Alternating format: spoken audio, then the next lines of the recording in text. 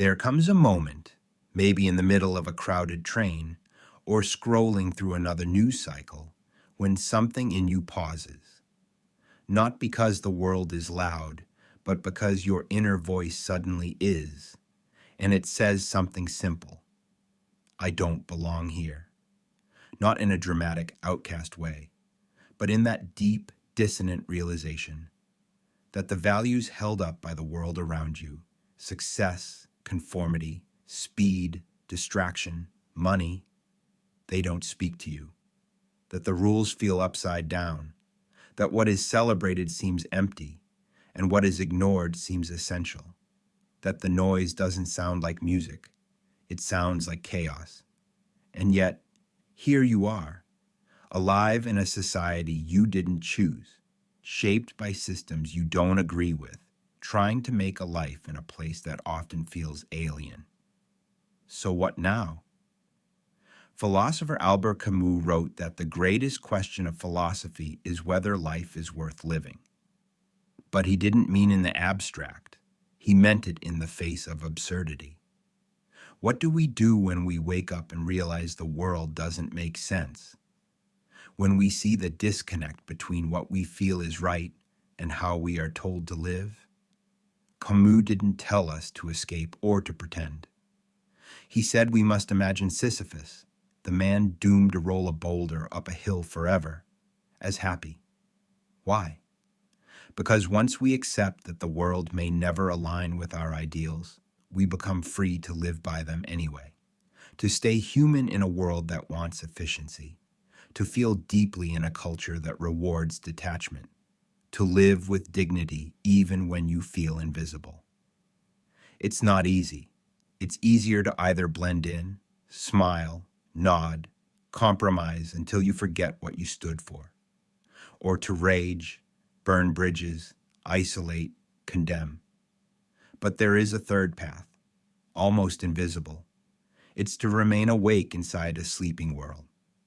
Hannah Arendt spoke of the banality of evil, how the worst things in society don't always come from monsters, but from ordinary people who simply stop thinking for themselves. People who follow rules they never questioned.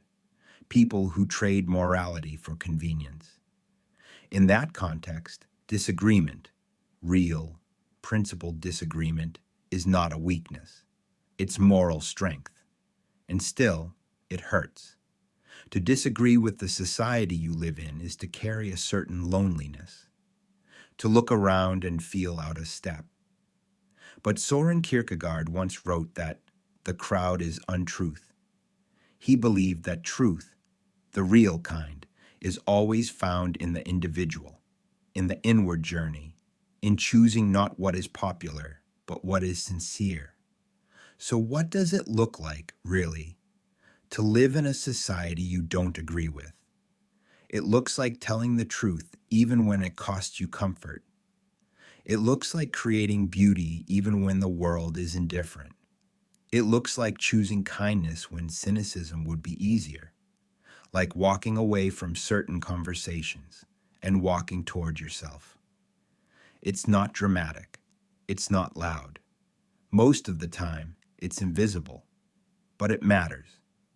Because society isn't some monolith out there. It's made of people. And every time someone refuses to betray themselves just to belong, a small shift happens. A crack in the surface, a light in the fog. You may not change the whole system, but maybe you'll meet others, quiet radicals like yourself, who are building something softer, slower, more human, a parallel rhythm, an inner civilization.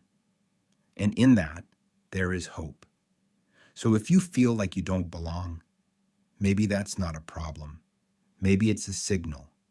Not to run away, not to blend in, but to root deeper into what matters, to live as if truth still means something, as if compassion still counts, as if integrity isn't naive, but necessary. Not because the world agrees with you, but because you've decided, even in a society that feels upside down, you will not turn yourself inside out.